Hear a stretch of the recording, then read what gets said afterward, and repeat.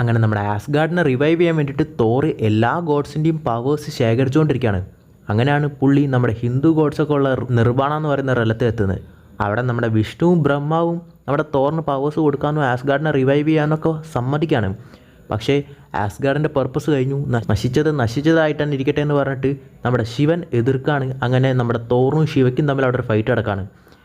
അങ്ങനെ നിർവാണയിൽ ഫൈറ്റ് നടക്കുന്നതുകൊണ്ട് തന്നെ നമ്മുടെ ശിവയാണ് അവിടെ ഏറ്റവും കൂടുതൽ പവർഫുൾ ആയിട്ടുള്ളത്.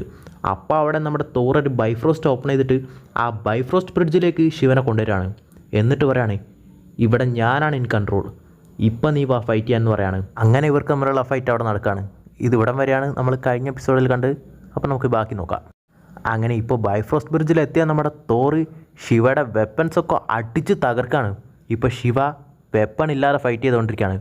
അതുകൊണ്ട് തന്നെ തോറും പുള്ളിയുടെ മ്യോളർ ഉപേക്ഷിച്ചിട്ട് ഹാൻഡ് ടു ഹാൻഡ് ഫൈറ്റ് ചെയ്യാണ്. എന്നിട്ട് പുള്ളിനെ ഏതാണ്ട് അടിച്ച് ഡിഫീറ്റ് ചെയ്തിട്ട് തോർ മുടി പിടിച്ചിട്ട് നമ്മുടെ ശിവയെ താഴത്തേക്ക് ഇടാൻ പോലെ ആക്കിയിട്ട് പറയാണ്, നീ നിൻ്റെ ലൈഫ് ഫോഴ്സ് തരുന്നോ അല്ലെങ്കിൽ നിന്നെ വോയിഡിലേക്ക് തള്ളിയിടണമെന്ന് ചോദിക്കുകയാണ്. അപ്പോൾ തന്നെ നമ്മുടെ ശിവയും പറയാണ്, ശരി, ഇപ്പം ഞാൻ എൻ്റെ ഡിഫീറ്റ് സമ്മതിക്കാം, നിനക്ക് ഞാൻ എൻ്റെ ലൈഫ് ഫോഴ്സ് തരാം, പക്ഷെ നമ്മൾ വീണ്ടും കണ്ടുമുട്ടെന്ന് പറയാണ് ശിവ. അങ്ങനെ ആ ദേഷ്യത്തോടെ തന്നെ ശിവയുടെ അടുത്ത് ആ ലൈഫ് ഫോഴ്സും വാങ്ങിയിട്ട് നമ്മുടെ തോർ വീണ്ടും ആസ്ഗാർഡിനെ റിവൈവ് ചെയ്തെടുക്കുകയാണ്. ഇപ്പം നിങ്ങളെല്ലാവരും വിചാരിക്കും നമ്മുടെ തോർ ശിവയായിട്ടാണ് ഫൈറ്റ് ചെയ്തിരിക്കുന്നതെന്നല്ലേ. പക്ഷേ ഇതിൽ ചെറിയൊരു ട്വിസ്റ്റ് ഉണ്ട്. കാരണം നമ്മുടെ തോർ ഇത്രയും നേരം ശിവയാണെന്ന് വിചാരിച്ച് ഫൈറ്റ് ചെയ്തുകൊണ്ടിരുന്നത് ശിവയല്ല, ഇന്ദ്രനാണ്. കാരണം ഈ കോമിക്ക് ഇറങ്ങിയ ടൈമിൽ തന്നെ ഇപ്പോൾ നമുക്കുള്ള പോലെ തന്നെ ഒരുപാട് കോൺട്രവേഴ്സി ക്രിയേറ്റ് ആണ്. കാരണം അത്രയും ഓവർ പവർഡ് ആയിട്ടുള്ള ശിവ തോറിനെ ഡിഫീറ്റ് ആവുന്ന പോലെ ഒന്നും സമ്മതിക്കത്തില്ല.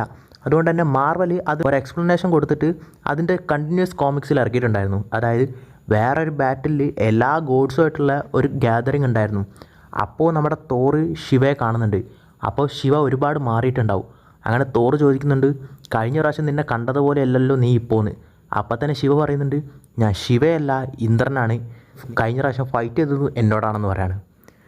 അതായത് ശിവയായിട്ട് പുള്ളി ഇതുവരെ ഏറ്റുമുട്ടിയിട്ടില്ല. സംഭവം ജസ്റ്റ് അതൊരു എക്സ്പ്ലനേഷനും പിന്നെ ഫാൻസിനെ വെറുപ്പിക്കാതിരിക്കാൻ, ഇന്ത്യൻ ഫാൻസിനൊന്നും വെറുപ്പിക്കാതിരിക്കാൻ വേണ്ടിയിട്ട് അങ്ങനെ ഇട്ടതാണ്. കാരണം ശിവയായിട്ടാണ് പുള്ളി ഫൈറ്റ് ചെയ്തത്.